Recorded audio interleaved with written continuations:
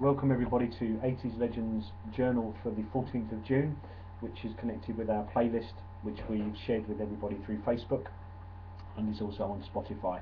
So we're going to make it less regimented, and we're just going to let you know a little bit about this day in history in the 80s and share some birthdays with you.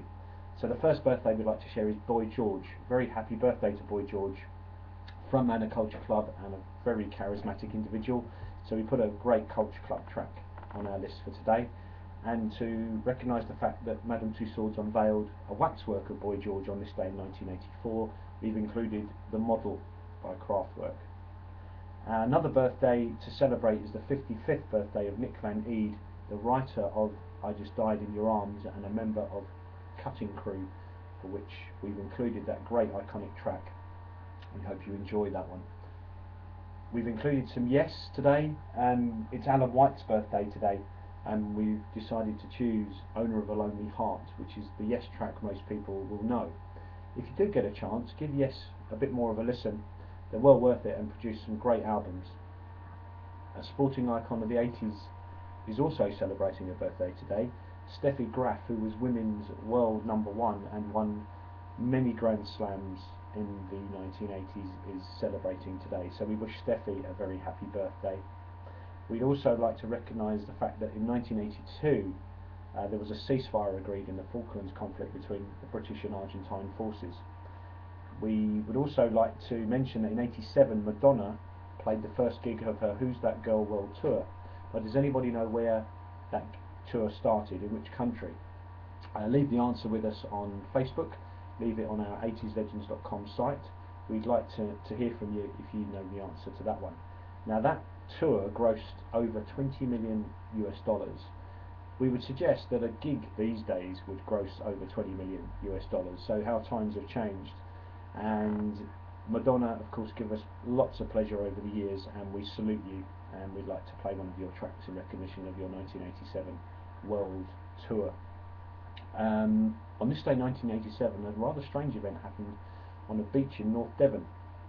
Now 800 NHS beds were hired and were used for a particular purpose. Now can anyone tell us what that purpose was? Now we're going to play Doctor and the Medics, just in recognition of the NHS. So could anyone tell us why 800 NHS beds were shipped to a North Devon beach? Now it was not surprising to hear that it rained on this day in 1982, and so they had to postpone for 2 weeks the completion of the project. But we'd love to know if you know what that project was. Now Meatloaf is also celebrating an anniversary today. In 1980 there was a movie in which he was starring debuted. So if you could let us know what that movie was, we'd like to hear from you also. So a bit of Meatloaf today. Some more sort of sad news was that the Pretenders sacked Peter Farndon on this day in 1982. So we've included Brass in Pocket, which was of course the first new #1 of the 1980s after the 79 Christmas #1 by Pink Floyd, which spilled over into the 80s. Now we've also got some tracks for which we are remembering people. Now in 1986 3 fans died at an Ozzy Osbourne gig in California. They unfortunately fell off a balcony and lost their lives. So we've included an Ozzy Osbourne track in there, just in memory of the 3 fans who passed away on this day in 1986. And we've also included an Echo and the Bunnymen track, and we'd like to remember Pete de Freitas, the drummer and very talented man of Echo and the Bunnymen, who was taken away from us at the very young age of 27 due to a motorcycle accident. So give this track a listen, and give Pete a bit of a thought when you listen. We hope you have a great weekend, a very safe weekend, and we hope that you'll tune in to us next week.